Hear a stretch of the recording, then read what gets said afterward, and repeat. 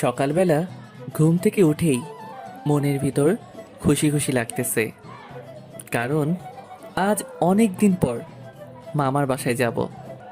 তাই বিছানা থেকে উঠে ওয়াশরুমে গেলাম ফ্রেশ হতে। তারপর ফ্রেশ হয়ে চলে গেলাম খেতে। খাবার টেবিলে দেখি আম্মু বসে আছে, মনে হয় আমার জন্যই বসে আছে। আমি যেতেই আম্মু বলল, কিরে, তোর ঘুম ভাঙলো? আজ না তুই তোর মামার বাসায় যাবি? হ্যাঁ যাব তো মামার বাসায়। আজ দুপুরে রওনা দিব। এখন খাবার দাও তো, ক্ষুধা লাগছে। ঠিক আছে, সাবধানে যাবি। এখন টেবিলে বস, আমি খাবার দিচ্ছি। আমাকে খাইয়ে দাও তুমি, আমি তোমার হাত ছাড়া খাই না, তা তো জানোই। আচ্ছা আয়, আমি খাইয়ে দিচ্ছি। তারপর আম্মুর হাতে খাবার খেয়ে রুমে চলে গেলাম। ধুর, আমার পরিচয় দিতেই তো ভুলে গেছি। বরাবরের মতো আমি আপনাদের মাহফুজ আছি। এবার অনার্স দ্বিতীয় বর্ষে, বাবা মায়ের একমাত্র সন্তান। তারপর মামাকে ফোন দিলাম, একবার বাজতেই ফোন ধরে ফেললো। হ্যাঁ মাহবুজ, বল তোর কি খবর? আর আজ না তোর আমার বাসায় আসার কথা ছিল? হ্যাঁ আসবো তো, আজকেই আসবো। কিন্তু তোমার বাসা তো আমি চিনি না, সেই কতদিন আগে ছোটবেলায় গিয়েছিলাম।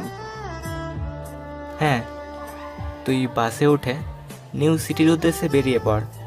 তারপর নিউ সিটিতে নেমে আমাকে ফোন দিবি।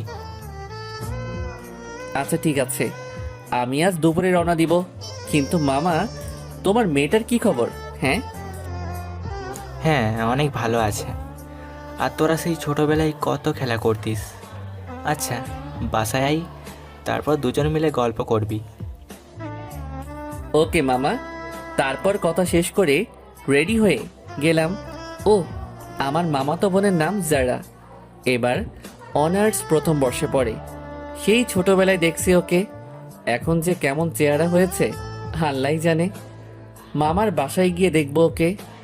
তারপর আম্মুর থেকে বিদায় নিয়ে বাসা থেকে বের হয়ে গেলাম মামার বাসার উদ্দেশ্যে। সোজা বাস স্টেশনে গিয়ে নিউ সিটির উদ্দেশ্যে টিকিট কাটলাম। বাসের ভিতরে বসে আছি। কিছুক্ষণ পর বাস রওনা দিল। বাসের ভিতর বসে ইয়ারফোনটা কানে দিয়ে গান শুনছি, কারণ যেতে যেতে 2 ঘন্টা লাগবে। গান শুনতে শুনতে কখন যে চোখটা লেগে গেছে বুঝতেই পারি নাই। হঠাৎ হেল্পারের ডাকে ঘুম ভাঙলো। তারপর দেখি আমি নিউ সিটিতে পৌঁছে গেছি। তারপর বাস থেকে নেমে মামাকে ফোন দিলাম। হ্যাঁ, কোথায় তুই? মামা, আমি তো নিউ সিটিতে পৌঁছে গেছি, এখন কোথায় যাব কিছুই তো চিনি না। হ্যাঁ, চিন্তা করিস না, তুই রিক্সাকে বল এলিফ্যান্ট রোডে চলে আয়। আর আমি তোকে ফোনে আমার বাসায় ঠিকানা দিয়ে দিচ্ছি। ওকে মামা, তুমি ঠিকানা পাঠিয়ে দাও। তারপর একটা রিক্সা নিয়ে এলিফ্যান্ট রোডের উদ্দেশ্যে রওনা দিলাম। রিক্সায় বসে শহরের চারপাশ দেখতে লাগলাম। শহরটা বেশ সুন্দর, সাজানো গোছানো। আমার অনেক ভালো লাগলো এই পরিবেশটা। একটু পরে রিক্সা এসে এলিফ্যান্ট রোডে থামলো। তারপর রিক্সা থেকে নেমে ওয়ালেটটা বের করে ভাড়া দিলাম। তারপর হাঁটতে লাগলাম মামার বাসার দিকে। মামা আমার ফোনে তার বাসার ঠিকানা দিয়ে দিয়েছে। আমি চারপাশের পরিবেশ দেখতে দেখতে এগোতে লাগলাম। আমার হাঁটতে ভালো লাগছিল, কারণ নতুন জায়গার সব কিছু দেখতে আমার অনেক ভালো লাগে। মামার দেওয়া ঠিকানা অনুযায়ী হাঁটতে লাগলাম, কিন্তু অনেক সময় হাঁটার পরেও ঠিকানাটা খুঁজে পাচ্ছিলাম না। এগিয়ে অনেক ক্লান্ত হয়ে গেছি। কি যে করি এখন, এসব ভাবতে ভাবতে হাঁটতেছিলাম। আর দিকে তাকিয়ে কিন্তু হঠাৎ করে কিছু একটার সাথে বেশ জোরে ধাক্কা খেলাম। কিন্তু ধাক্কাটা খেলাম কিসের সাথে? আর তখন এই ঠাস করে ডান গালে একটা চড় মেরে দিল। তারপর ভালো করে তাকিয়ে একটা মেয়ে আমার সামনে দাঁড়িয়ে আছে। মেয়েটি রাগীভাবে বলতে লাগলো, ওই মিয়া, দেখে চলতে পারে না? মেয়ে দেখলেই গায়ে পড়তে ইচ্ছে করে নাকি? হ্যাঁ, এমনিতে ঠিকানা খুঁজতে খুঁজতে ক্লান্ত হয়ে গেছি, তার উপর মেয়েটা বিনা কারণে আমাকে চড় মারলো। আমি কি ইচ্ছে করে ধাক্কা দিয়েছি নাকি? আমারও রাগ উঠে গেল। তারপর আমিও ঠাস ঠাস করে মেয়েটির দুই গালে দুইটা চড় মেরে দিলাম। ওই কুত্তা, তুই আমাকে চড় মারলি কেন? ওই কুত্তি, আগে বল তুই আমাকে চড় মারলি কেন? তুই আমাকে ধাক্কা মারলি কেন? তাই তো চড় মেরেছি। তুই মনে হচ্ছে বিশ্বসুন্দরী যে তোকে ধাক্কা মারতে যাব? পেত্নির মতো চেহারা, তার আবার এত দেমাক। ওই কি বলি তুই? আমাকে পেতনির মতো দেখতে? পেত্নি মানে? পেত্নির থেকেও খারাপ চেহারা। যাই হোক, এখন ঝগড়া বাদ দাও, আর আমার এই ঠিকানাটা কোথায় একটু বলে দাও। ওই, আমি কি আজ তোকে ঠিকানা বলতে যাবো? হ্যাঁ, তুই আমাকে পেতনি বললি কেন? আমি এখন এক জায়গায় জরুরি কাজে যাচ্ছি, না হলে তোর এখানেই অবস্থা খারাপ করে দিলাম। মেয়েটাকে হেব্বি রাগিয়ে দিয়েছি। তবে হ্যাঁ, মেয়েটি মোটেও পেত্নির মতো দেখতে নয়। মেয়েটি একটা বোরকার উপর সুন্দর করে হিজাব পরছে, মুখটা খোলা আর চোখে কাজল দেওয়া। মেয়েটির চোখে অসম্ভব রকমের মায়া আছে, যা যে কোনো ছেলেকেই আকর্ষণের জন্য যথেষ্ট। যাই হোক, আবার হাঁটতে শুরু করলাম। অনেক খোঁজার পর অবশেষে মামার দেওয়া ঠিকানায় এসে পৌঁছালাম, কিন্তু অনেকগুলো বাসার মধ্যে কোনটা যে মামার বাসা সেটা খুঁজে পাচ্ছিলাম না। তাই মামাকে ফোন দিলাম। একবারই ফোনটা ধরলো। মামা, তোমার ঠিকানায় আসছি, কিন্তু তোমার বাসাটা খুঁজে পাচ্ছি না। তুই 1 মিনিট দাঁড়া, আমি বের হচ্ছি। তারপর দাঁড়িয়ে ওয়েট করতে লাগলাম। একটু পর মামা একটা বাসা থেকে বের হয়ে আসলো। আমাকে দেখেই জড়িয়ে ধরলো। কত বড় হয়ে গেছিস তুই, অনেক দিন পর তোকে দেখলাম। আমাকে কি এইভাবে বাইরে দাঁড় করিয়ে রাখবে নাকি? ভিতরে নিবে না নাকি? ও হ্যাঁ হ্যাঁ, ভুলেই তো গেছিলাম যে তুই বাইরে দাঁড়িয়ে আছিস। চল ভিতরে চল। হ্যাঁ চলো। তারপর বাসার ভিতরে গেলাম। মামার বাসাটা দোতলায়, সিঁড়ি দিয়ে উঠে গেলাম দোতলায়। তারপর কলিং বেল দিতেই মামি এসে দরজা খুলে দিল। আমাকে দেখে মামি জড়িয়ে ধরেও কেঁদে দিল। আমার কথা তো তুই ভুলেই গেছিস। সেই কবে ছোটবেলায় তোকে দেখেছিলাম, আর আজ দেখলাম অনেক বড় হয়ে গেছিস তুই। তুমিও শুরু করলে মামি? আমাকে কি দরজার বাইরে দাঁড় করিয়ে রাখবে নাকি? ভিতরে নিয়ে যাবে না? সে কে রে, তুই বাইরে দাঁড়িয়ে থাকবি মানে? তুই হলো আমার ছেলে, তোকে কি বাইরে রাখবো নাকি? আয় ভেতরে আয়। হ্যাঁ চলো। তারপর মামা মামির সাথে ভিতরে গেলাম। বাহ, ভিতরটা তো অনেক সুন্দর করে সাজানো। মামি সোফায় বসতে বলে ফ্যানটা অন করে দিল। তারপর আব্বু আম্মুর শরীর কেমন আছে জিজ্ঞাসা করলেন, আরও কত কিছু জিজ্ঞাসা করলেন, অত মনে নাই। মাহফুজ, যা ফ্রেশ হয়ে আয়, তোর খাবার দিচ্ছি আমি। আচ্ছা ঠিক আছে, কিন্তু তোমার মেয়েকে তো দেখছি না। কই তোমার মেয়ে? দেখবি কেমন করে, একটু আগে কলেজে গেছে, কি একটা কাজ আছে বললো, তবে একটু পরে চলে আসবে। তারপর মামি ওয়াশরুমটা দেখিয়ে দিল। আমিও ফ্রেশ হতে চলে গেলাম। ফ্রেশ হয়ে বাইরে এসে বাড়িটার চারপাশ ঘুরে ঘুরে দেখতে লাগলাম। মামার বাসায় 4টা রুম, সবগুলোই অনেক সুন্দর করে গোছানো। তবে একটা রুম সব থেকে বেশি সুন্দর করে গোছানো। আমি সেই রুমেই গেলাম। তারপর রুমের দরজা আটকে দিয়ে রুমটা দেখতে লাগলাম। রুমের দেয়াল বরাবর একটা খাট রাখা, বিছানাটা খুব সুন্দর করে সাজানো। বিছানা দেখেই ঘুম চলে আসছে আমার। রুমের একপাশে একটা পড়ার টেবিল, তাতে অনেকগুলো বই সুন্দর করে সাজানো। এগুলো দেখে বেশ ভালোভাবেই নিশ্চিত হয়ে গেলাম যে এটা মামার মেয়ের রুম। তাতে আমার কি, আমি এখন বিছানায় বসে বিশ্রাম করি। তারপর বিছানায় হেলান দিয়ে বসে ফেসবুকিং করতে লাগলাম। এমন সময় দরজায় কে যেন নক করলো। ধুর, এমন সময় আবার কে আসবে? অনেক বিরক্তি ভাব নিয়ে বিছানা থেকে উঠে দরজার কাছে গেলাম। তারপর দরজা খুলতেই তো আমার চোখ কপালে উঠে গেল। বাইরে তাকিয়ে দেখি রাস্তায় যে মেয়েটার সাথে ঝগড়া করে আসছি সে দাঁড়িয়ে আছে।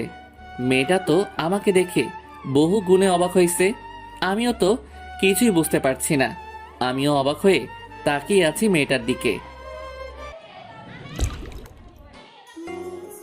এই ছেলে, তুই এখানে আমার বাড়িতে কি করছিস? তোর বাড়ির মানেটা কি? এইটা আমার নিজের মামার বাড়ি। কই থেকে উড়ে এসে জুড়ে বসছে এখানে? আমি উড়ে এসে জুড়ে বসছি? আম্মু, এই আম্মু, এই ছেলেটা এখানে কি করছে? এই যারা, কি শুরু করলি তুই বলতো? এত চিল্লাছিস কেন?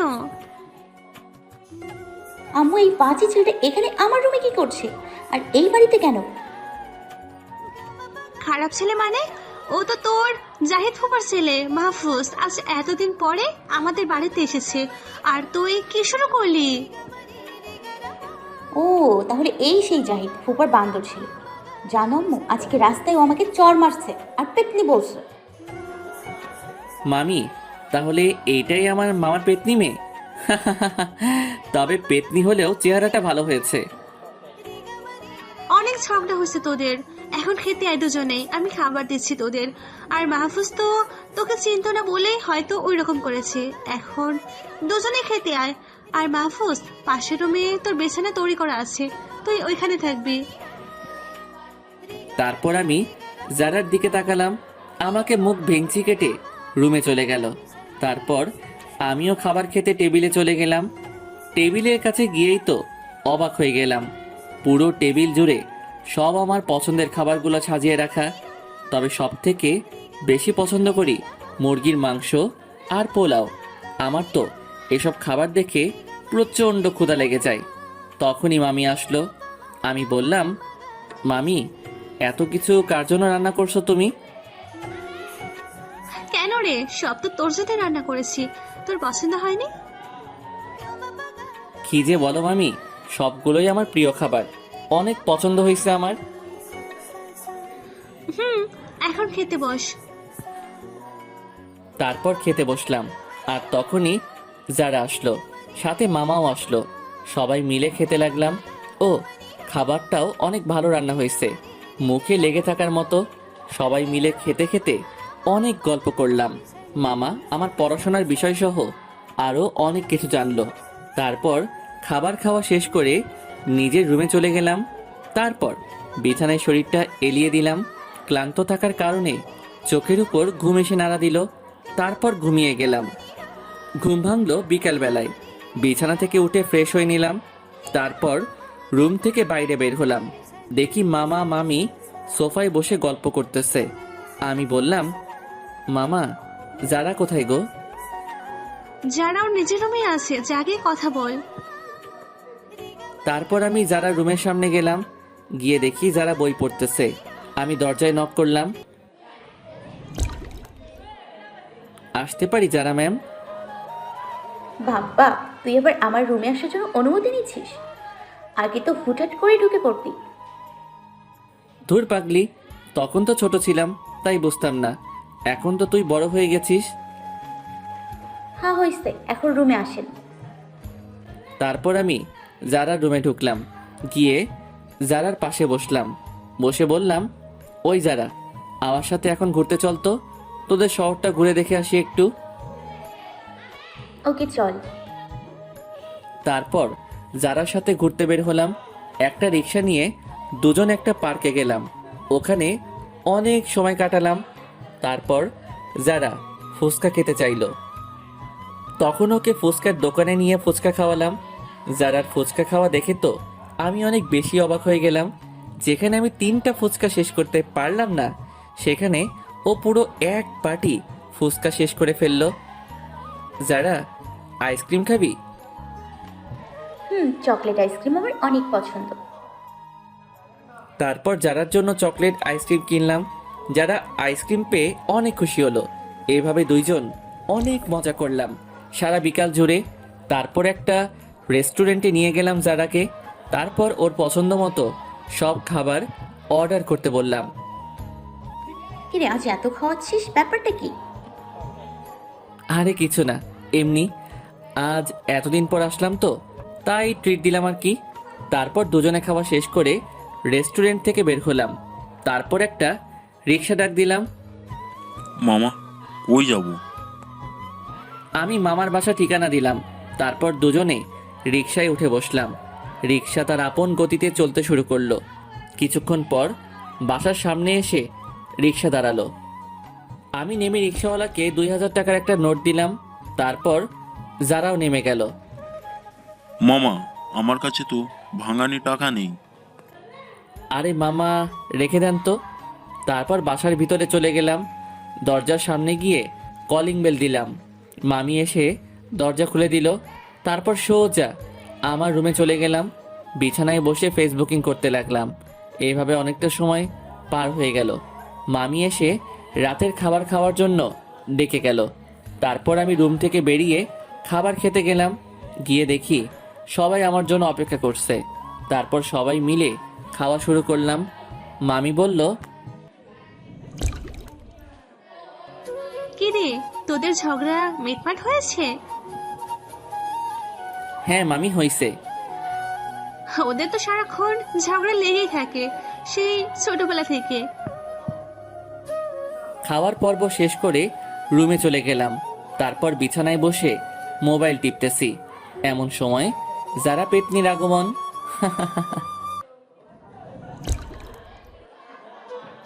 খাওয়ার পর্ব শেষ করে রুমে চলে গেলাম। তারপর বিছানায় বসে মোবাইল টিপতেছি। এমন সময় যারা পেতনির আগমন। কিরে পেতনি, কিছু বলবি?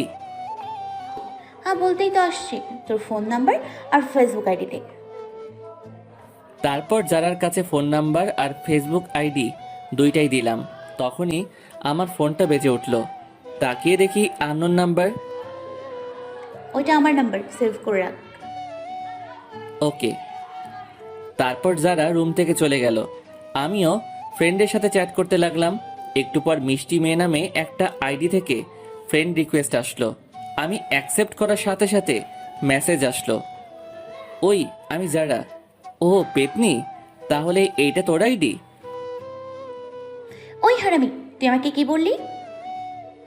কই কিছু বলি নাই তো। আমি এখন ঘুমিয়ে গেলাম। হ্যাঁ। ওকে, গুড নাইট। Good night. তারপর ফোনটা রেখে ঘুমিয়ে পড়লাম। হঠাৎ দেখি একটা মেয়ে আমার সামনে হাঁটু গেড়ে ফুল নিয়ে আমাকে প্রপোজ করছে। মেয়েটাকে দেখতে অসাধারণ। আমিও মেয়েটার প্রেমে পড়ে গেছি। তারপর আমি মেয়েটাকে জড়িয়ে ধরলাম। মেয়েটাও আমাকে জড়িয়ে ধরলো। আহ, তখন কি যে একটা অনুভূতি হচ্ছিল। তখনই আমার পুরো শরীর পানিতে ভিজে গেল। আরে, এখানে আবার পানি আসলো কই থেকে? তখনই আমার ঘুমটা ভেঙে গেল। চোখ খুলে দেখি যারা বালতি হাতে নিয়ে পাশে দাঁড়িয়ে আছে। তার মানে এতক্ষণ সবকিছু স্বপ্ন ছিল। কত সুন্দর একটা স্বপ্ন দেখতেছিলাম।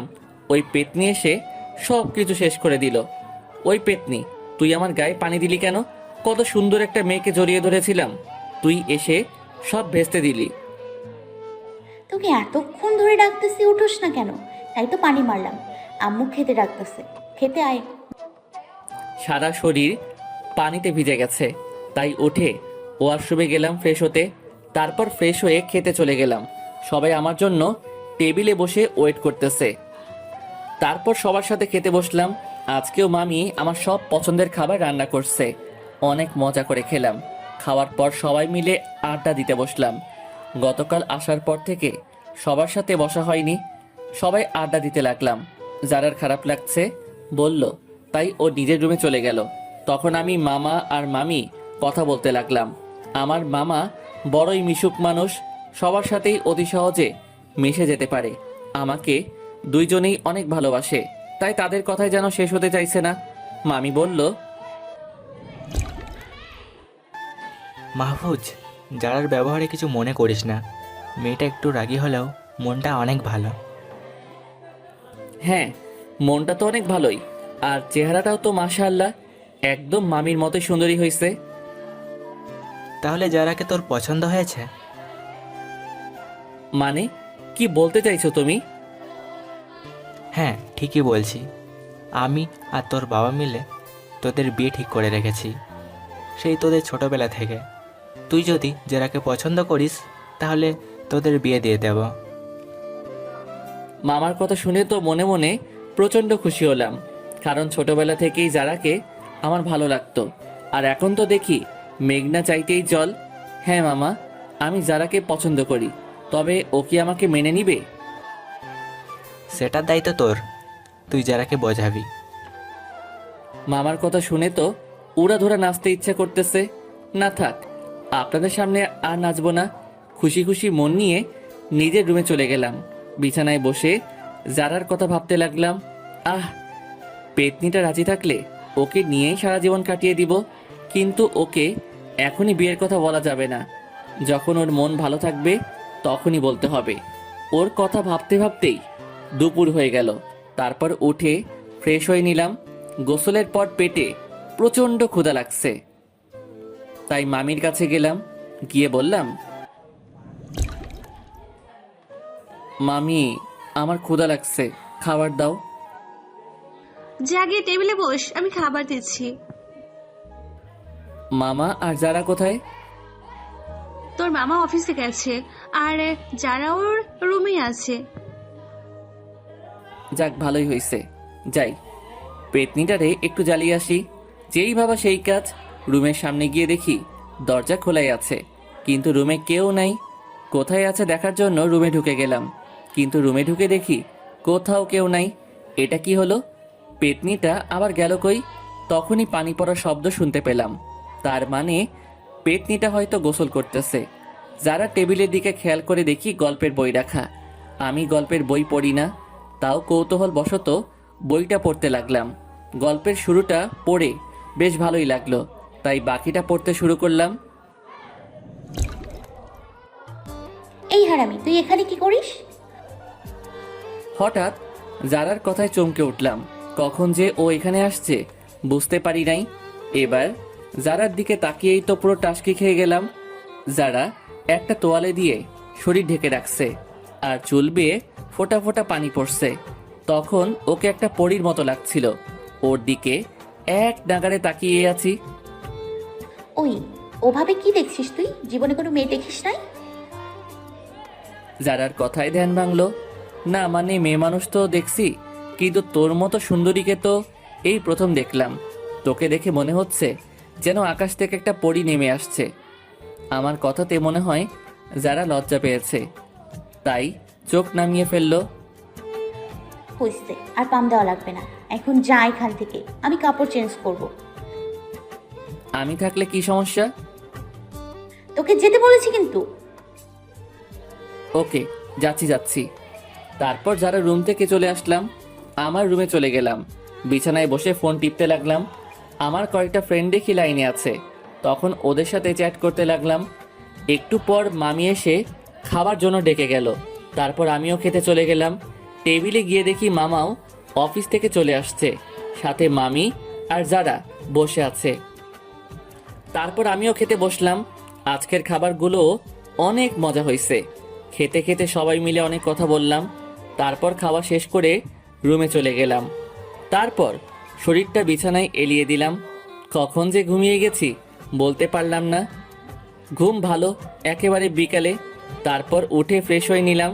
বাইরে গেলাম একটু ঘুরতে। আজকে বাইরের পরিবেশটা অনেক ভালো লাগছে। আমি গিয়ে একটা পার্কে বসলাম। সামনে দেখি বাদামওয়ালা যাচ্ছে, তাই বাদাম কিনে খেতে লাগলাম। পার্কের পরিবেশটা অনেক ভালো লাগতেছিল, তাই কখন যে প্রায় সন্ধ্যা হয়ে আসছে খেয়ালই করি নাই। তারপর পার্কের বাইরে এসে যারার জন্য একটা চকলেট আইসক্রিম নিলাম, কারণ চকলেট আইসক্রিম যারা অনেক পছন্দ করে। তারপর একটা রিক্সা নিয়ে বাসার উদ্দেশ্যে রওনা দিলাম। মনে মনে ভাবলাম যে আজকেই যারাকে বিয়ের কথা বলবো।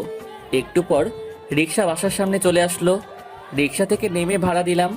তারপর বাসায় গিয়ে কলিং বেল দিলাম।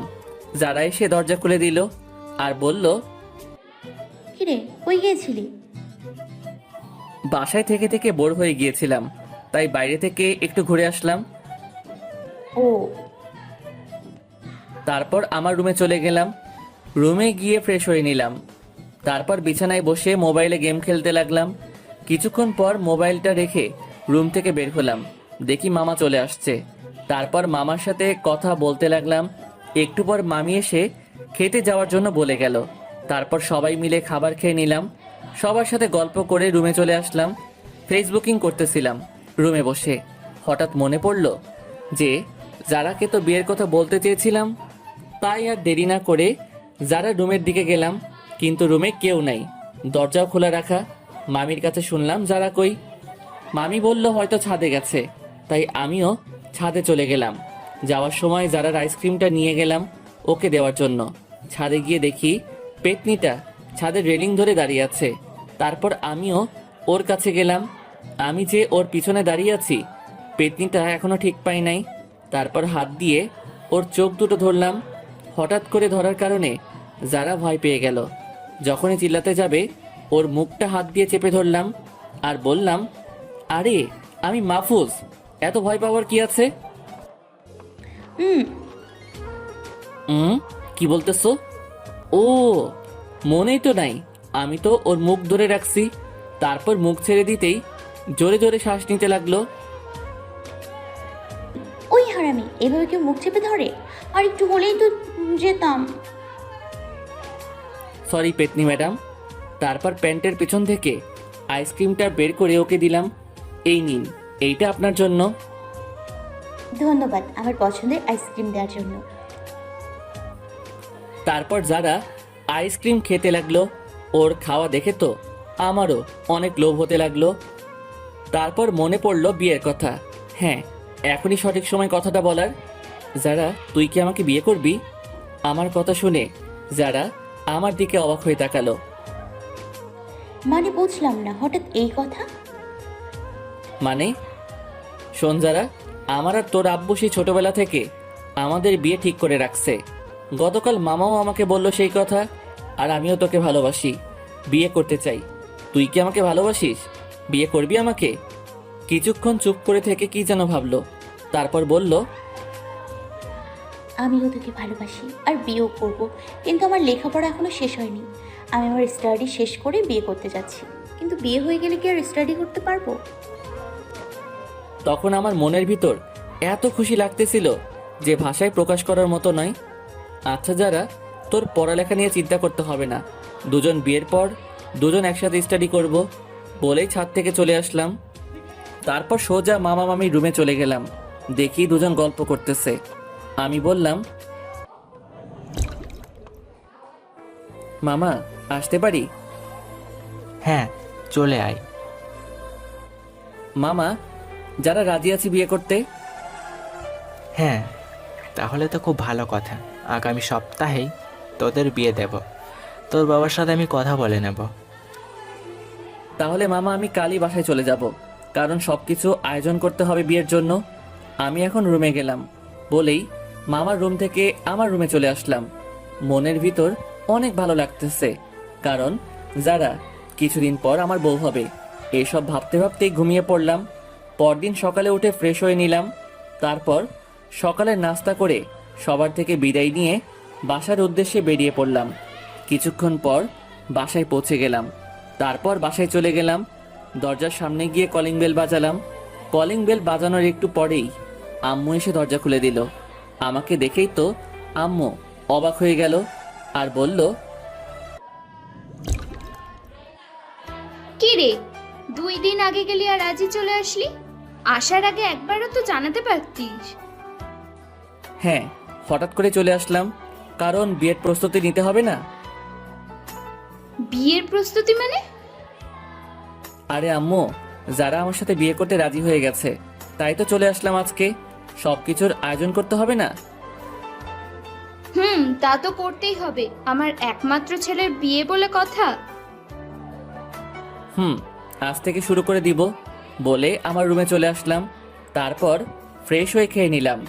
বিছানায় বসে গেম খেলতেছিলাম।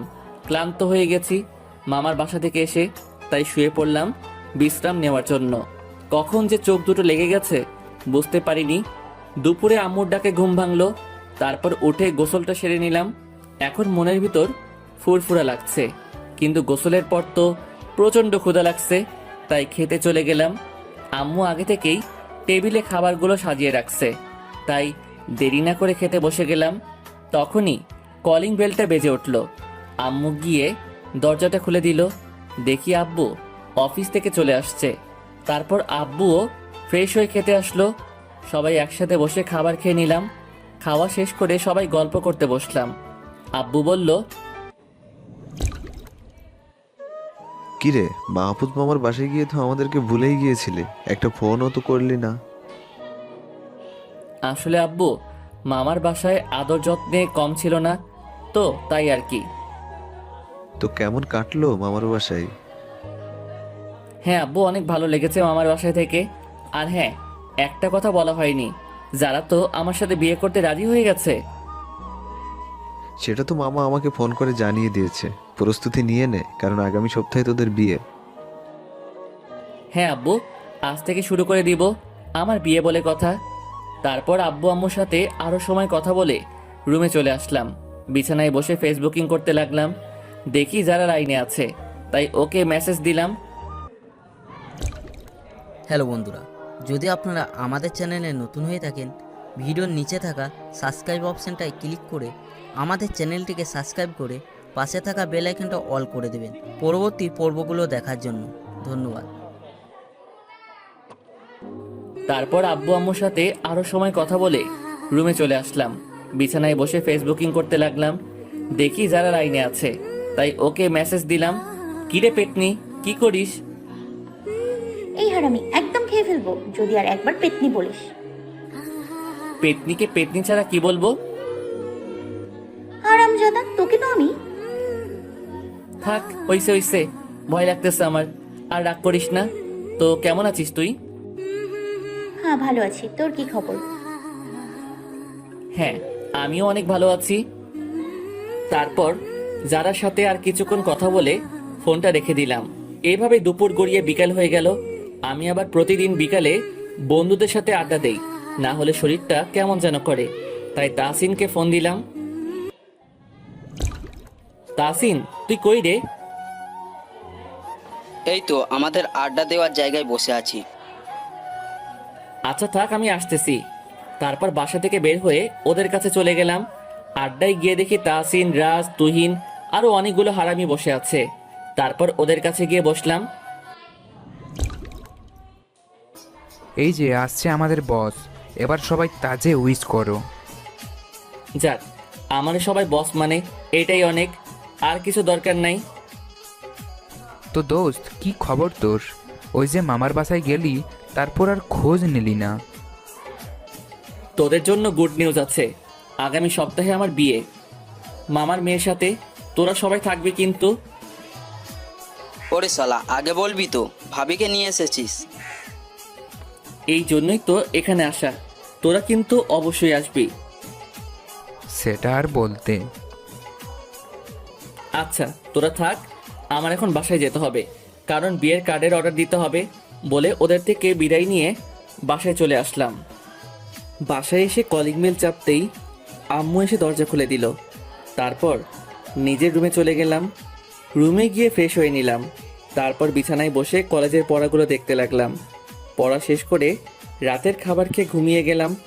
পরদিন সকালে ঘুম থেকে উঠে নাস্তাটা করে নিলাম। তারপর কলেজের উদ্দেশ্যে বেরিয়ে পড়লাম।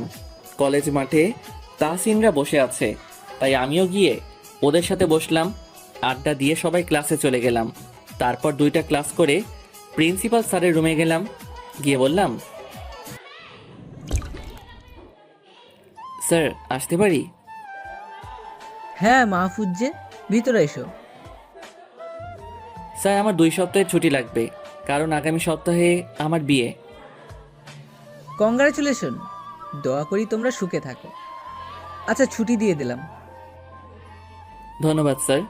আপনি কিন্তু অবশ্যই আপনার পরিবার নিয়ে আমার বিয়েতে আসবেন। হ্যাঁ ঠিক আছে, আসবো। তারপর স্যারের থেকে বিদায় নিয়ে বাসায় চলে আসলাম।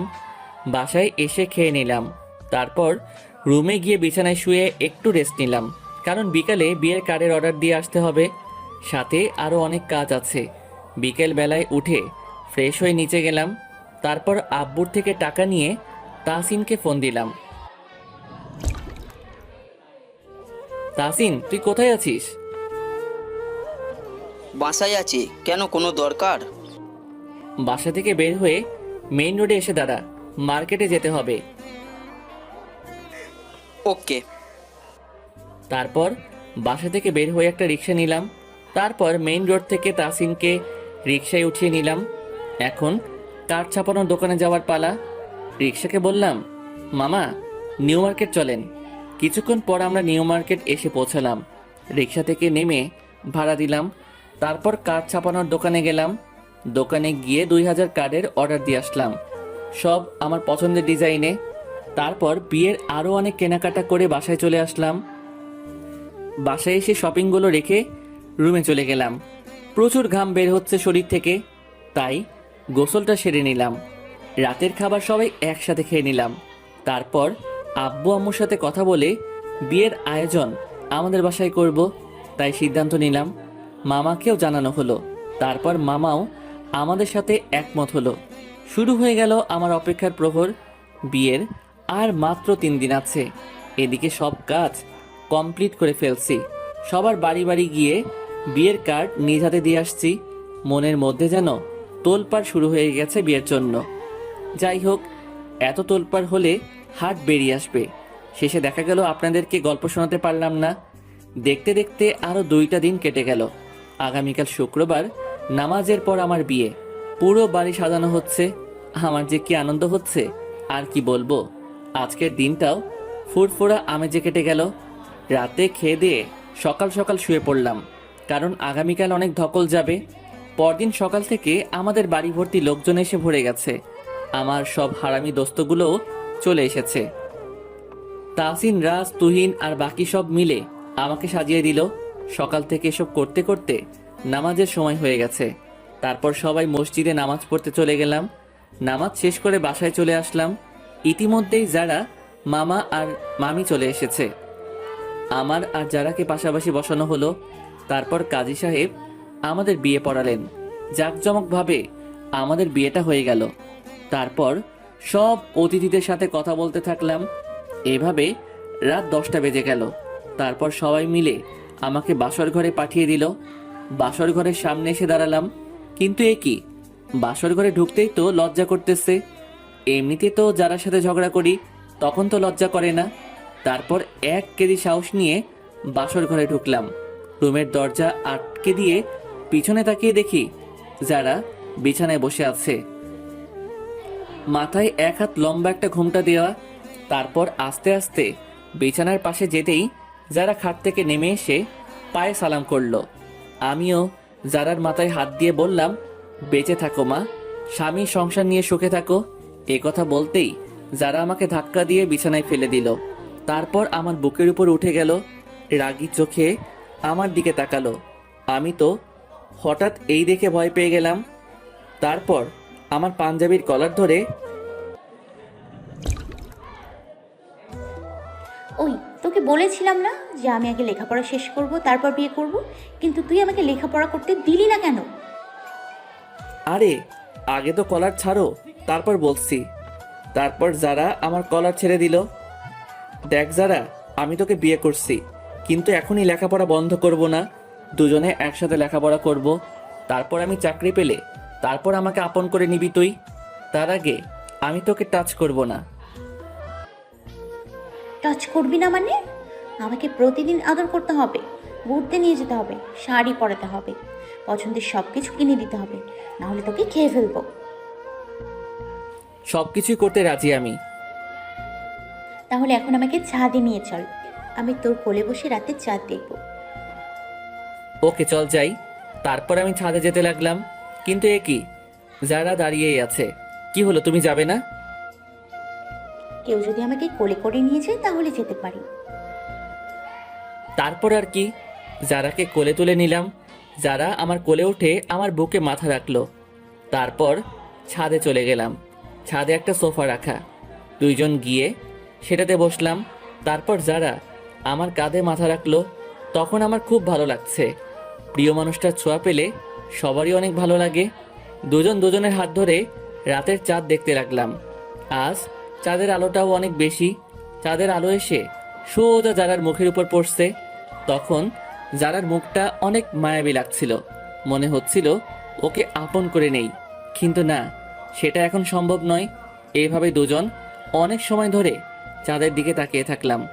কিছুক্ষণ পর জারার আমার কোলে উঠে বুকে মাথা রাখলো। এভাবে আমাকে সারা জীবন তো হ্যাঁ, যতদিন বেঁচে থাকবো সব সময় ভালোবাসবো। কখনোই আমাকে ছেড়ে যাবি না তো? পাগল নাকি? যে কষ্ট করে তোকে পেয়েছি ছাড়ি কেমনে? দূর ফাজিল কোথাকার। আচ্ছা, অনেক রাত হয়ে গেছে, এখন রুমে চল। কেউ যদি আমাকে কোলে করে নিয়ে যায় তবে যেতে পারি। তারপর জারাকে কোলে তুলে নিলাম, ঠিক যেন একটা আটার বস্তা কোলে নিলাম। যা বুঝলাম তাতে এভাবে সারা জীবন কোলে করে রাখতে হবে। তারপর জারাকে নিয়ে সিঁড়ি বেয়ে নামতে লাগলাম। জারার পিচ্ছি মুখটার দিকে তাকিয়ে থাকলাম, অনেক সুন্দর লাগতেছে। হঠাৎ এই যারা আমার ঠোঁট জোড়া ওর দখলে করে নিল। এমনিতেই কোলে করে সিঁড়ি দিয়ে নামছি, তার উপর এই কাহিনী করে বসলো। এবার দুইজনেই একসাথে পড়বো। একটু পর আমাকে ছেড়ে দিল। আমি ততক্ষণ সিঁড়িতেই দাঁড়িয়েছিলাম। সিঁড়িতে দাঁড়িয়ে আছিস কেন? তুই যা শুরু করছিলি তাতে দুজনেই একসাথে পড়ে যেতাম। আসলে তোর লাল ঠোঁট দেখে নিজেকে সামলাতে পারিনি। তারপর ওকে নিয়ে রুমে চলে গেলাম। আমার কোলেই ছিল তাই বিছানায় নামিয়ে দিলাম। আচ্ছা, এখন তো আমরা স্বামী স্ত্রী, তাহলে তুমি করেই তো বলা যায়। না, আমি তোকে তুই করেই বলবো। অন্তত আব্বু আম্মুর সামনে তুমি করে বলিস। ওকে, ঠিক আছে। তারপর দুজনে শুয়ে পড়লাম। খুনসুটি করতে করতে কখন যে ঘুমিয়ে পড়লাম মনে নাই। সকালে ঘুম ভাঙতেই বুকের উপর ভারী কিছু অনুভব করলাম। ভালো করে চোখ খুলতে দেখি পাগলিটা আমার বুকের উপর শুয়ে আছে। পাগলিটার মুখের দিকে তাকিয়ে দেখি একদম পিচ্চি বাচ্চাদের মতো ঘুমিয়ে আছে। তাই ওর ঘুমটা ভাঙালাম না। কি নিষ্পাপ একটা মেয়ে, ঘুমিয়ে থাকলে আর জেগে থাকলে যেন দজ্জাল। যারার মুখের দিকে তাকিয়ে এসব ভাবতেছিলাম। হঠাৎ যারা ঘুম থেকে উঠে গেল, আমি তখনও ওর দিকে তাকিয়েছিলাম। ওই এভাবে তাকিয়ে কি দেখিস? তোর মায়াবী মুখটা দেখি। অনেক দেখা হয়েছে, এখন স্যার আমাকে ওয়াশরুমে যাব। আমি কি ধরে রাখছি নাকি তোকে? তুই তো নিজেই আমার উপরে শুয়ে আছিস। তারপর আমিও বিছানা থেকে উঠে জানালার সামনে গিয়ে দাঁড়ালাম। সকালের মিষ্টি রোদ উঠেছে বাইরে, বাইরের পরিবেশটাও অনেক ভালো লাগছে। একটু পর যারা ওয়াশরুম থেকে বের হলো, তারপর আমি গেলাম। ফ্রেশ হয়ে বাইরে আসলাম, দেখি যারা টাওয়েল নিয়ে দাঁড়িয়ে আছে। তারপর আমাকে টাওয়েলটা দিল। হাত মুখ মুছে দুজনে মিলে নিচে গেলাম। নিচে গিয়ে দেখি আত্মীয়রা সবাই বসে গল্প করতেছে। আমাদেরকে দেখে সবাই অনেক খুশি হলো। আম্মু বলল, তোদের দুজনকে তো অনেক সুন্দর লাগছে। কি বলো মাহফুজের আব্বু? হ্যাঁ, একদম ঠিক বলেছ, খুব সুন্দর মানিয়েছে। এ কথা বলতেই দেখি যারা লজ্জায় লাল হয়ে গেল। তারপর আত্মীয়দের সাথে বসে সবাই মিলে গল্প করতে লাগলাম। সবাই আমাদের জন্য অনেক দোয়া করলেন। একটু পর আমাদের খেতে যাওয়ার জন্য আম্মু বলে গেল। তারপর সবাই মিলে খেতে চলে গেলাম। টেবিলে বসে খাবার খাচ্ছি, তখন দেখি আম্মু যারাকে নিজ হাতে খাইয়ে দিচ্ছে। তখন খুব হিংসা হতে লাগলো। এখন ছেলের বউ পেয়ে নিজের ছেলেকেই ভুলে গেছে। ঠিক আছে, আমারও সময় আসবে। আমার এমন অবস্থা দেখে আম্মু বলল, কি রে, তোর মনে হিংসা হচ্ছে? থাক, আর হিংসা করতে হবে না। কাছে এসে বস, তোকেও খাইয়ে দিচ্ছি। খাওয়ার পর্ব শেষ করে সবাই আমাদেরকে নিয়ে গল্প করতে বসলো। আমাদের মাঝখানে বসিয়ে সবাই গোল হয়ে গল্প করতে লাগলো। এত গল্প যে কেমনে করতে পারে আল্লাহই ভালো জানে। আমার তো অশান্তি ধরে যাচ্ছিল। এইভাবে গল্প করতে করতে দুপুর হয়ে গেল। তখন সবাই ফ্রেশ হতে চলে গেল। যাক বাবা, এতক্ষণে মুক্তি পেলাম। জারার দিকে তাকিয়ে দেখি যারাও বিরক্ত হয়ে গেছে।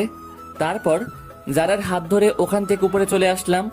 রুমে গিয়েই যারা দরজা আটকে দিল। তারপর আস্তে আস্তে আমার দিকে এগোতে লাগলো। জারার মতিগতি ভালো বুঝলাম না, তাই আমিও পিছনের দিকে যেতে লাগলাম। হঠাৎ করে যারা আমাকে খাটের উপর ফেলে দিল। তারপর আমার বুকের উপর উঠে গেল। কি হচ্ছে কিছুই তো বুঝতে পারতেছি না। এই যারা, কি করতেছো? আমার কথা না শুনে আবার ঠোঁটের দিকে এগোতে লাগলো। আস্তে আস্তে একদম আমার ঠোঁটের কাছে চলে আসলো। আমার মুখ দিয়ে তো কোনো কথাই বের হচ্ছে না। হঠাৎ যারা দুই ঠোঁট এক করে দিল। আমি তো যারার এইরকম ব্যবহারে একদম অবাক হয়ে গেছি। আমাকে বললেই হতো যে আদর লাগবে। যারা এমনভাবে ঠোঁট জোড়া চুষতেছে যেন কতদিনের না খাওয়া মানুষ, হঠাৎ করে ঠোঁটে একটা কামড় মেরে দিল। আমি তো ব্যথায় করে উঠলাম, কিন্তু যারা কিস করেই যাচ্ছে। পুরো 10 মিনিট পর ছাড়লো। আমার দম যেন বন্ধ হয়ে গেছিল, দুজনেই হাঁপাচ্ছি। ওই এভাবে কেউ কিস করে? সরি, আসলে তোর ঠোঁট দুটো এত নরম যে ছাড়তে ইচ্ছে করছিল না। তাই বলে কামড় মারতে হবে? মানে আসলে ধুর, আমি গোসলে গেলাম। তারপর গোসল করতে ওয়াশরুমে চলে গেলাম। মনের মতো করে শাওয়ার নিলাম। আমার পর যারা গোসল করবে, তাই তাড়াতাড়ি বের হয়ে গেলাম। ওয়াশরুমে থেকে বেরিয়ে দেখি যারা টাওয়েল হাতে করে দাঁড়িয়ে আছে। তারপর টাওয়েল নিয়ে শরীরটা মুছতে লাগলাম, আর যারা ফ্রেশ হতে গেল। তারপর যারা গোসল করে বের হয়ে আসলে দুজনে নিচে চলে গেলাম দুপুরের খাবার খেতে।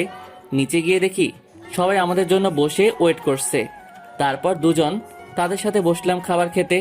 অনেক গল্প আর মজার ভিতর দিয়ে খাওয়ার পর্ব শেষ হলো। খাওয়া শেষ হতেই আব্বু বলল, কিরে মাহফুজ, যারা মাকে নিয়ে তোর কলেজেই ভর্তি করলে? হ্যাঁ আব্বু, এখানেই ভর্তি করব, যাতে ওর খেয়াল রাখতে পারি সব সময়। তো কবে ভর্তি করলি ওকে? আগামীকালই ভর্তি করব যারাকে। আচ্ছা ঠিক আছে। তারপর সবার সাথে আর কিছুক্ষণ গল্প করে আমার রুমে চলে আসলাম। বিছানায় শরীরটা এলিয়ে দিলাম। অনেক ঘুম পাচ্ছে এখন। চোখটা বন্ধ করতেই যারা আমার বুকের উপর এসে শুয়ে পড়ল। ওই পাগলি, সারা জীবন কি এইভাবেই আমার বুকটাকে বালিশ বানাবে নাকি? হ্যাঁ, ওই জন্যই তো বিয়ের সময় কবু বলেছিলাম, যাতে সারা জীবনের জন্য বুকটাতে মাথা রাখতে পারি। এই বলেই আমাকে শক্ত করে জড়িয়ে ধরলো। আমিও যারাকে জড়িয়ে ধরলাম। মেয়েটা আসলে অনেক পাগলি, তবে রাগ থাকলেও মনটা অনেক ভালো আর খুব কিউট। এইভাবেই যারাকে নিয়ে ভাবতে ভাবতে ঘুমিয়ে গেলাম। বিকেলে যারার ডাকে ঘুম ভাঙলো। এই, আর কত ঘুমাবি? বিকাল হয়ে গেছে, উঠে পড়ে। এখন যা তো এখান থেকে, আমাকে ঘুমাতে দে। একটু শান্তি মতো কি ঘুমাতেও পারবো না? কিছুক্ষণ পর মনে হলো দম আটকে মরে যাব। হাত পা ছোটাতে লাগলাম, তখন যারা ছেড়ে দিল। ওই, তুই আমার বউ নাকি অন্য কিছু? অল্প বয়সে বিধবা হওয়ার শখ হয়েছে নাকি? এইভাবে কেউ নাক মুখ চেপে ধরে? মরে গেলে কিস করে বাঁচিয়ে নিতাম। ধরে মরে যেতাম। সরে যা, আমি ওয়াশরুমে যাব। তারপর ফ্রেশ হতে চলে গেলাম। যারা আমার রাগ দেখে মিট মিট করে হাসতে লাগলো। তখন যে ওর উপর কী রাগ হচ্ছিল তা আর কি বলবো। তারপর ফ্রেশ হয়ে বাইরে আসলাম। এসে দেখি যারা অনেক সুন্দর করে সেজেছে। অনেক ভালো লাগছে ওকে। কি রে, কোথাও যাবি নাকি? আমার বরদের সাথে বাইরে একটু ঘুরতে যাব। কই যাবি? বরটা যেখানে নিয়ে যায় সেখানেই যাব। তারপর যারাকে নিয়ে বাইরে ঘুরতে বের হলাম।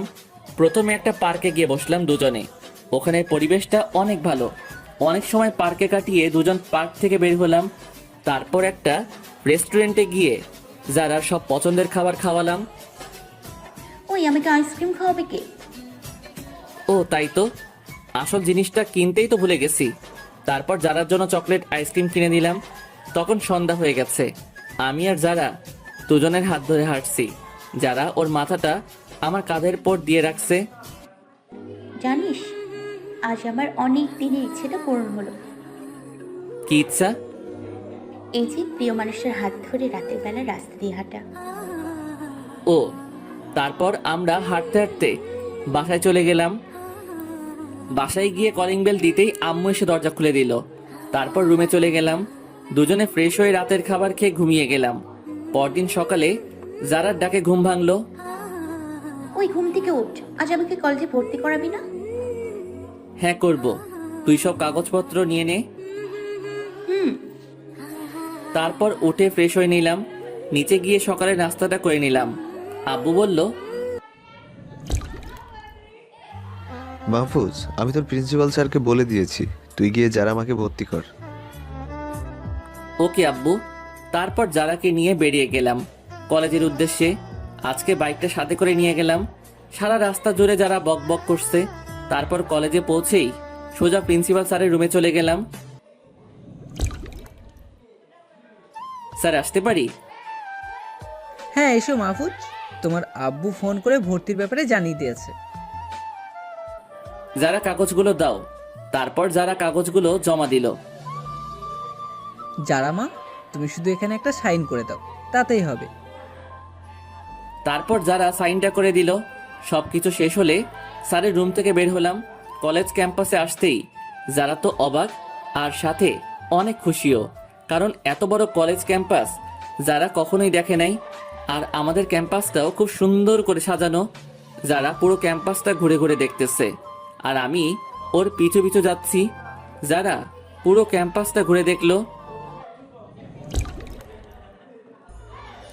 যারা আমাদের কলেজে অনেক সুন্দর একটা পুকুর আছে, চলো ওখানে গিয়ে বসি। ওকে চলো। একটা কথা বলবো? হ্যাঁ বলো।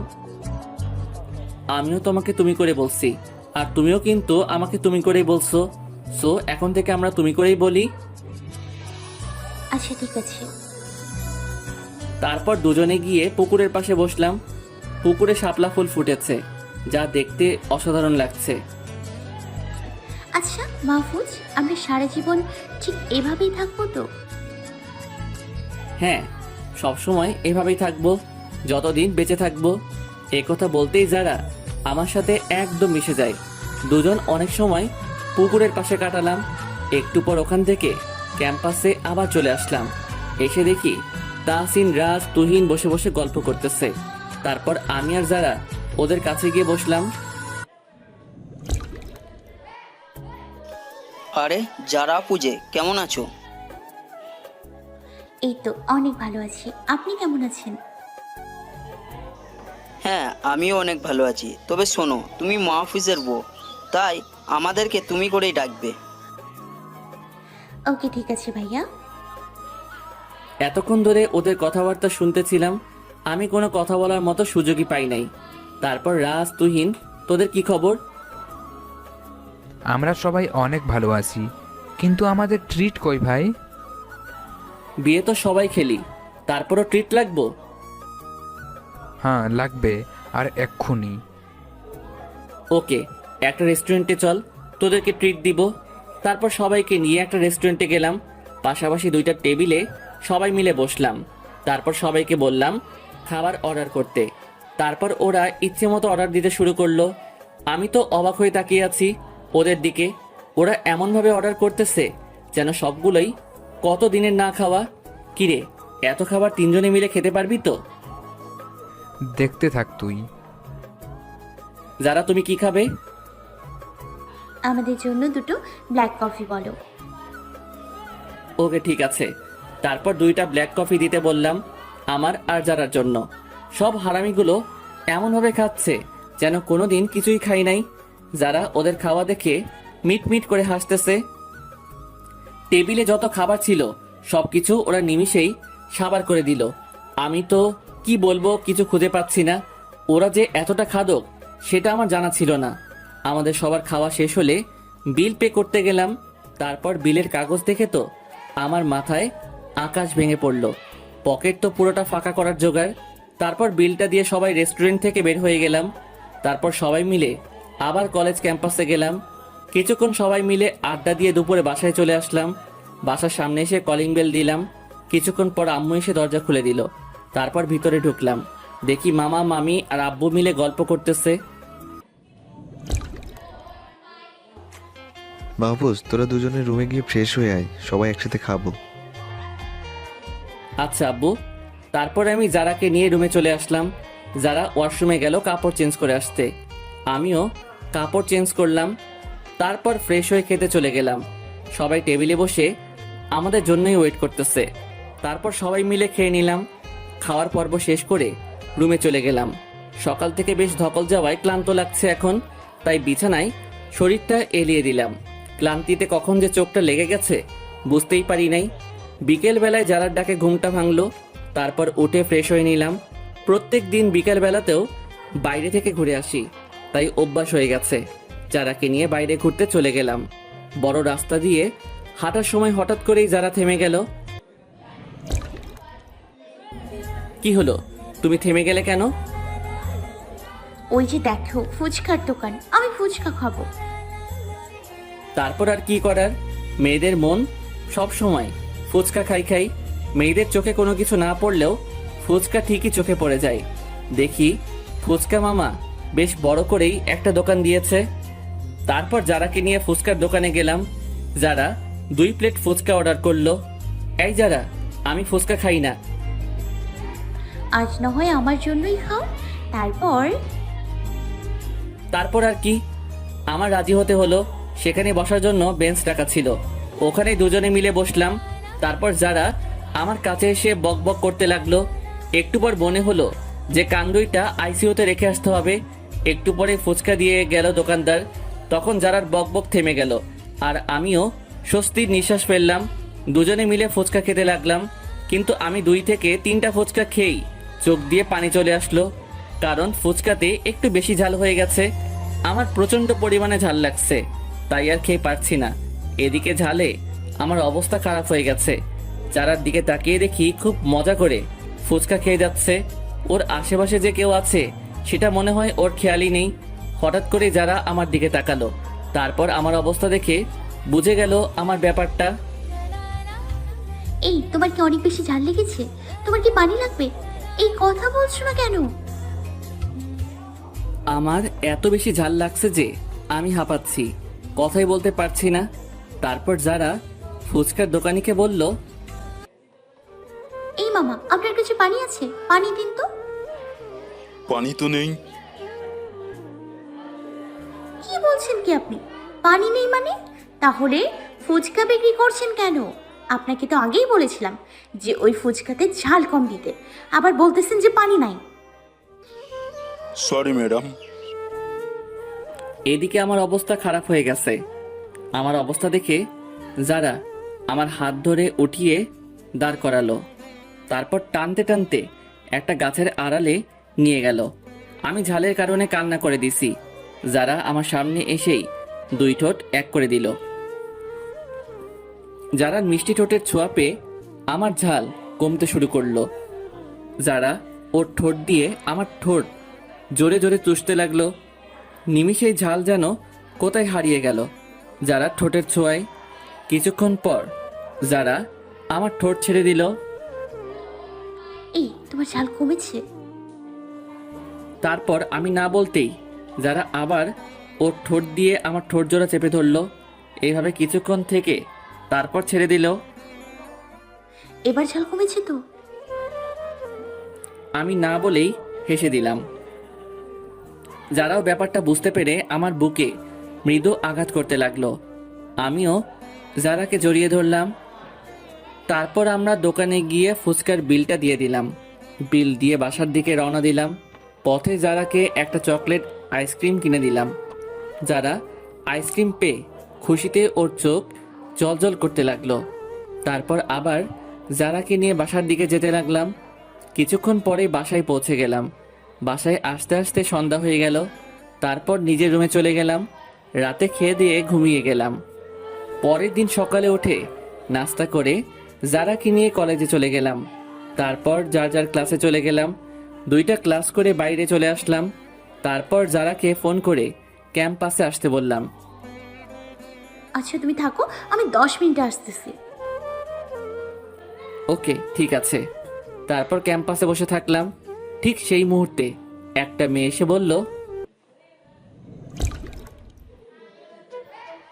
এক্সকিউজ মি, আমি কি এখানে বসতে পারি? তারপর মেয়েটার দিকে তাকালাম।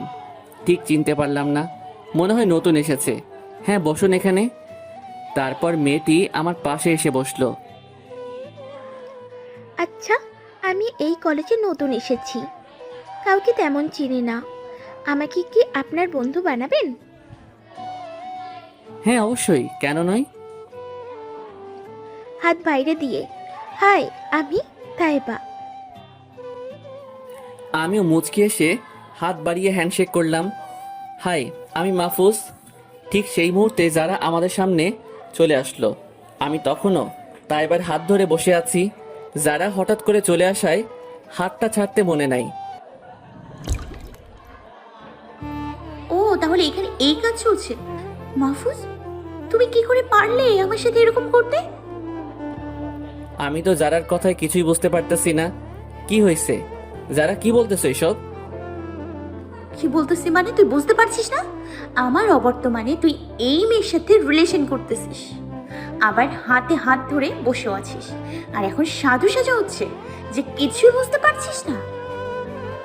যারার কথা শুনে তো আমার চোখ কপালে উঠে গেল। আমি তখনই তাইবার হাত ছেড়ে দিলাম। কি বলতেছে এইসব?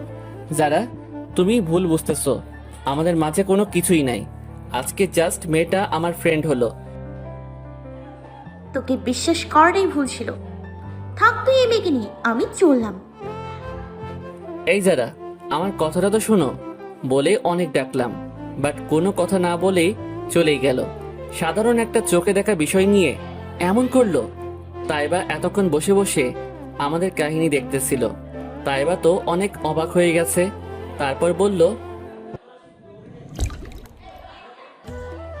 সরি মাহফুজ, আমার জন্য তোমাদের সম্পর্কে খাত তৈরি হলো। আমি যদি এখন না আসতাম তাহলে এমন হতো না। আরে তুমি মন খারাপ করতেছো কেন? এটা তেমন কোনো বিষয় না। আসলে যারা আমাকে অনেক ভালোবাসে তো তাই এমন করেছে। যারা আসলে বিষয়টা বুঝতে পারে নাই, যারাকে ব্যাপারটা বোঝালে ঠিক হয়ে যাবে। আচ্ছা ঠিক আছে, তুমি এখন বাসায় যাও, আর আমি যারাকে ঠিক করি। বলে আমি বাসার দিকে রওনা দিলাম। একটু পর বাসায় পৌঁছে গেলাম। বাসায় গিয়ে কলিং বেল দিলাম। তারপর আম্মু এসে দরজা খুলে দিল। ভিতরে ঢুকতেই আম্মুর প্রশ্ন,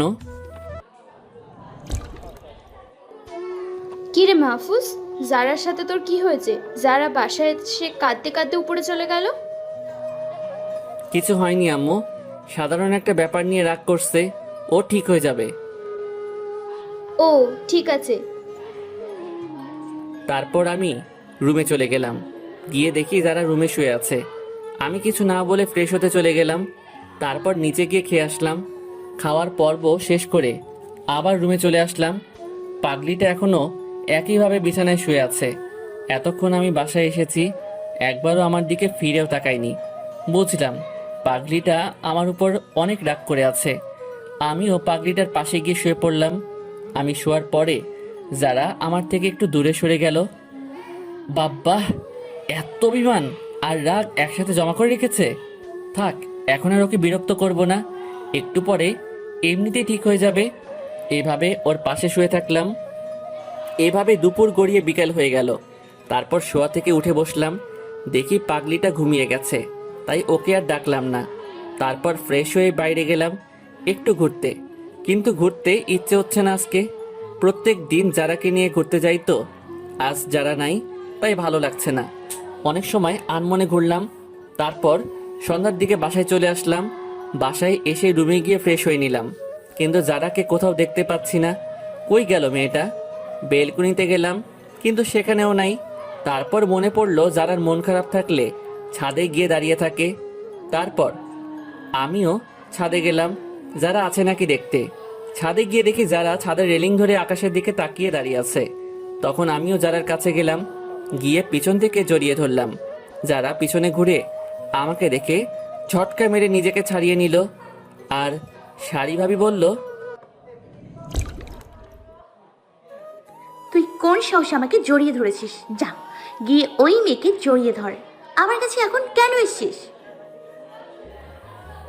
যারা, তুমি ব্যাপারটা ভুল বুঝতেছো। মেয়েটা শুধুমাত্র আমার বন্ধু।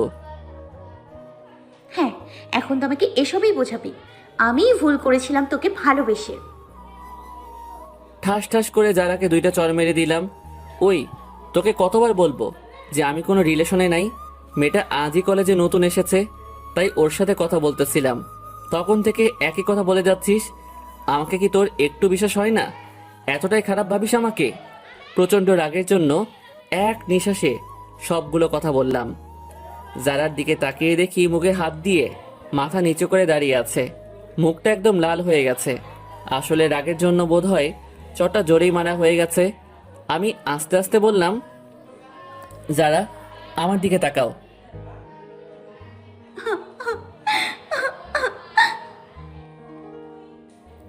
এই যারা, আমার দিকে তাকাতে বলছি কিন্তু, না হলে কিন্তু এবার খারাপ হয়ে যাবে। মাহফুজ, তুমি আমাকে মাফ করে দাও। আমি বিষয়টা বুঝতে পারিনি।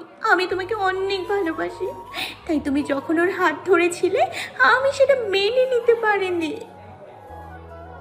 আমি সেটা বুঝতে পারছি আমার পাগলিটা। হ্যাঁ, এখন আর একটু কাঁদবে না। যারা চোখের পানি হাত দিয়ে মুছে দিলাম। হ্যাঁ, এবার একটু হাসো তো দেখি। জানো তো, তোমার হাসি আমার অনেক ভালো লাগে। আমার কথা শুনে যারা হেসে দিল, আর তখন আমি ওর হাসি দেখে অন্য জগতে চলে গিয়েছিলাম। একটু মেয়ের হাসিতে যে এতটা মাদকতা থাকতে পারে সেটা যারাকে না দেখলে বুঝতে পারতাম না। তারপর যারাকে কোলে করে নিয়ে রুমে চলে আসলাম। তারপর রাতের খাবার খেয়ে বিছানায় শুয়ে পড়লাম, কারণ কালকে আবার কলেজে যেতে হবে। যারার সাথে খুনসুটি করতে করতে রাতে ঘুমিয়ে গেলাম। সকালে যারার ডাকে ঘুমটা ভাঙলো। তারপর ফ্রেশ হয়ে ল্যাপটপটা নিয়ে বসলাম।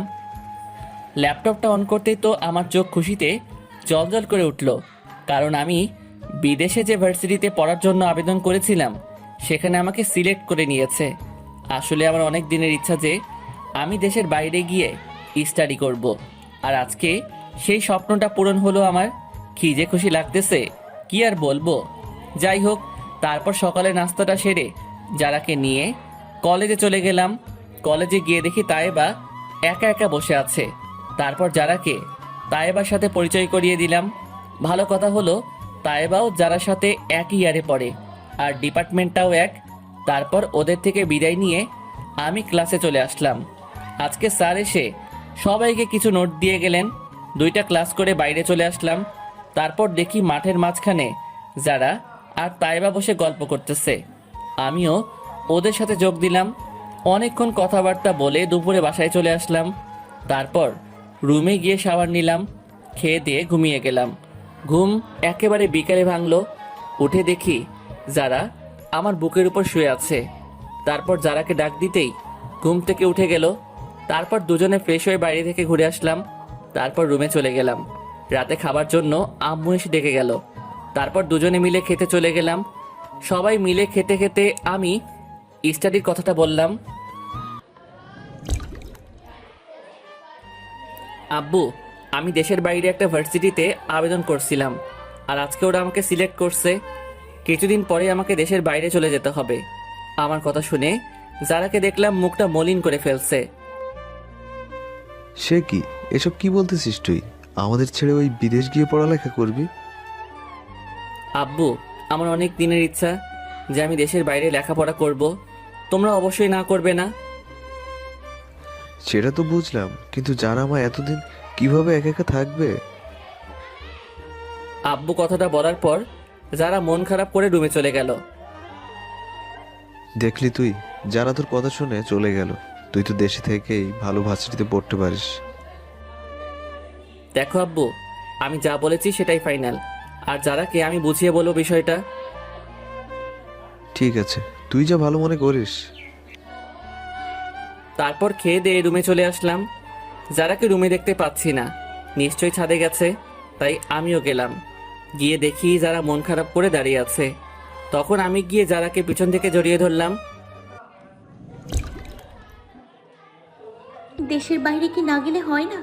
আমি এতদিন কিভাবে একা থাকবো? মাত্র তো 3টা বছর, দেখতে দেখতে চলে যাবে।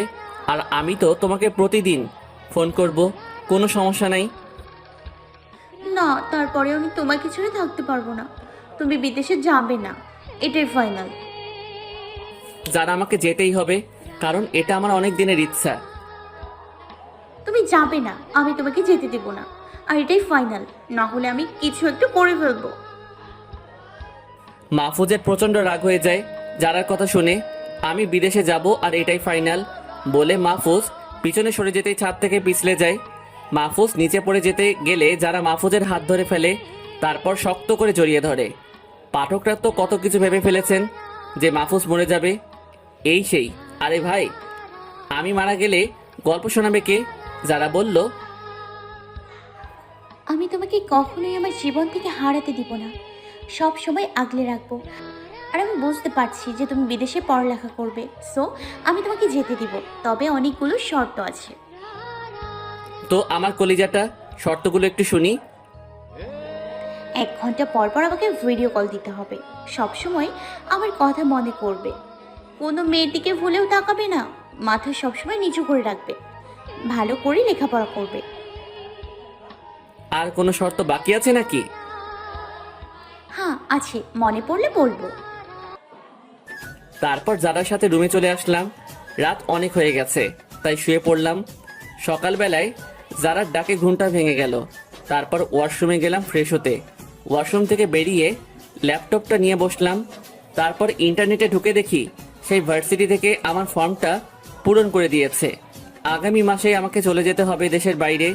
মনটাও ভালো হয়ে গেল, কারণ অনেক দিনের স্বপ্ন পূরণ হবে।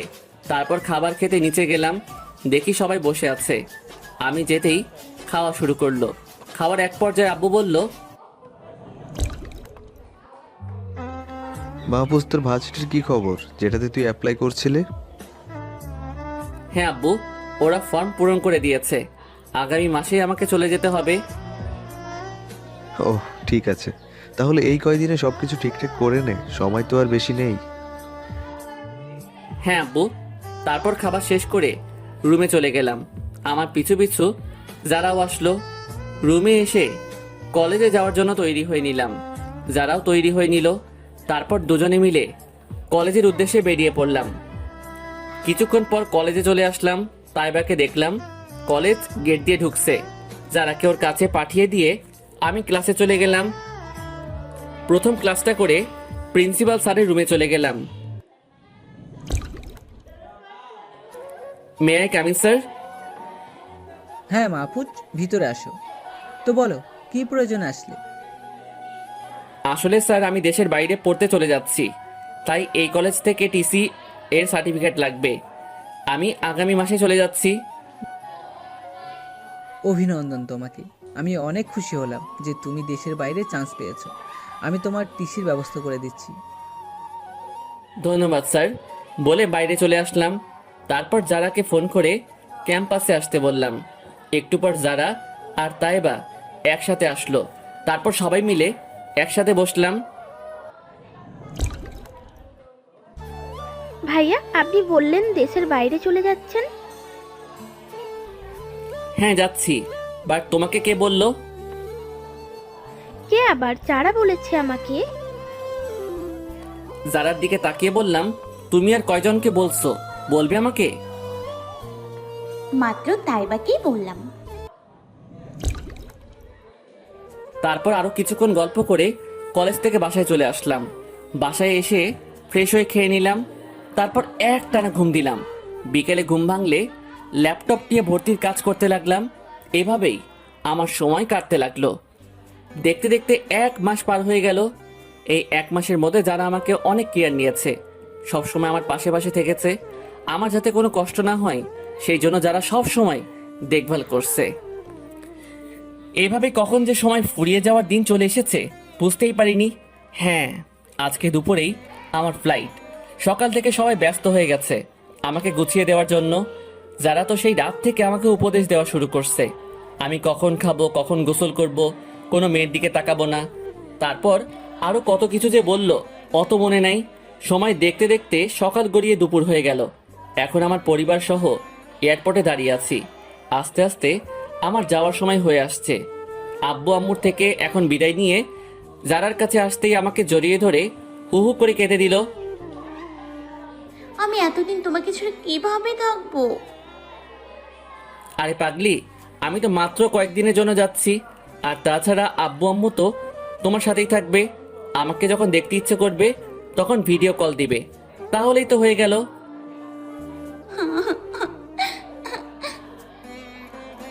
আরে পাগলি, এখনো কাঁদছো কেন? আমাদের জীবনটাকে সুখী করার জন্যই তো লেখাপড়া করতে যাচ্ছি। তুমি যদি অত কাঁদো তাহলে তো এখন যেতেই পারবো না আমি। ওই দেখো, বাবা মাও কাঁদছে, এবার তো একটু হাসো, আমার সময় হয়ে যাচ্ছে। তারপর যারার মাথা উপরের দিকে উঠালাম।